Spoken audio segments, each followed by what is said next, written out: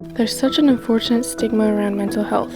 Oh, that isn't really a thing. You're just trying to get attention. It's not that bad. Just get over it. You're just freaking out over nothing. Well, sometimes that nothing can feel like a massive something when you find yourself trapped in your own head. Mental illness is a huge thing. People with anxiety can look totally normal on the outside, while on the inside, they're fighting a battle nobody knows anything about. We're not seeking attention. We're seeking comfort and help in our darkest moments. Sometimes it actually is that bad. Sometimes we don't want to get out of bed in the morning because the thoughts are just too loud and the anxious feelings just get to be too heavy. Living with a mental illness is far from easy. I grew up being known as the painfully shy, quiet, awkward kid that just kind of blended in with the crowd. You may think painfully shy seems a bit extreme, but it's far from it. It's not easy to hear something like that. I think that's what really kind of put me at that low point in my life.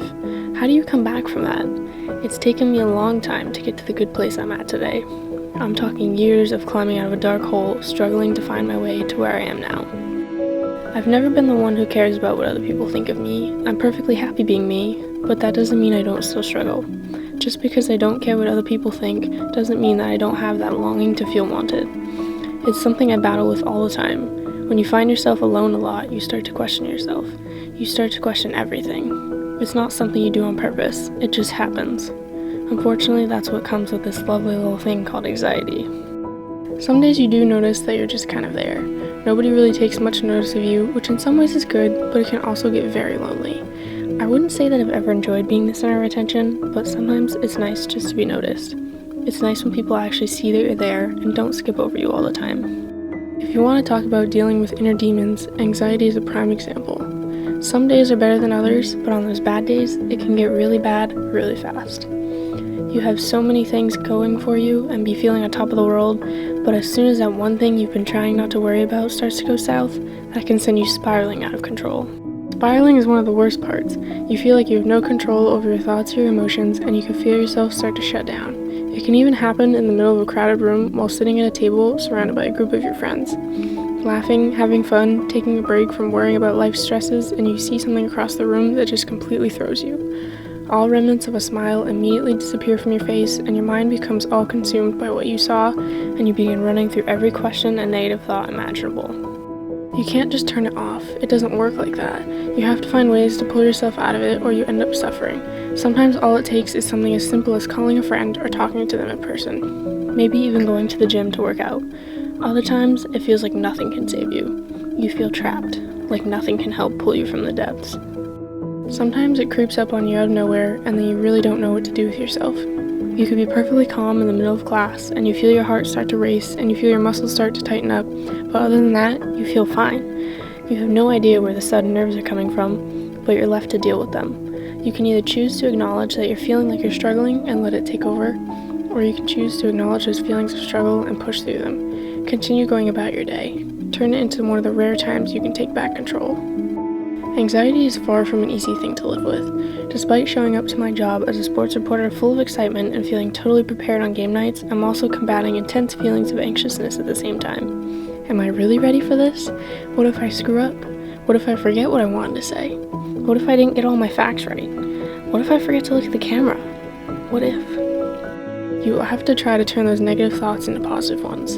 What if I do well? What if all my facts are right and I get them all out coherently?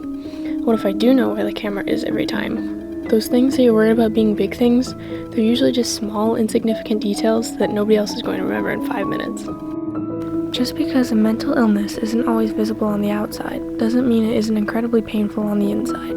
The daily struggle of will you have a good day or will you have a bad one can really take a toll. I've learned that you have to actively choose to seek out the good things in life. Appreciate the little things because they end up meaning a lot more than people may think. Something as simple as a friend sending you a funny video or picture that made them think of you, or even when you randomly bump into one of your friends while you're out. If you take note of all the little things like that during your day, you start to realize just how much the positive moments outweigh the negative ones. Just as you have to actively seek out the good things in life, you also have to choose to combat the bad things. You can't let them take control of your mind and bring you down to that dark place. You have to accept that things won't always go the way you planned and learn to be okay with that. It's like they always say, when one door closes, another one opens. It's also okay to not be okay. It's absolutely okay to feel things. We all have bad days. We're only human after all. You just have to be able to remember that those bad days don't last. Good days are always there if you have the strength to find them. And when you can't, take all the time you need to deal with everything and never forget that tomorrow is a new day.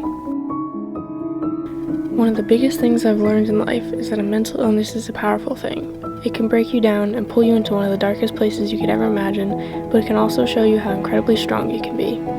If you figure out ways to cope with your anxiety in ways that work for you, you can still lead a full life.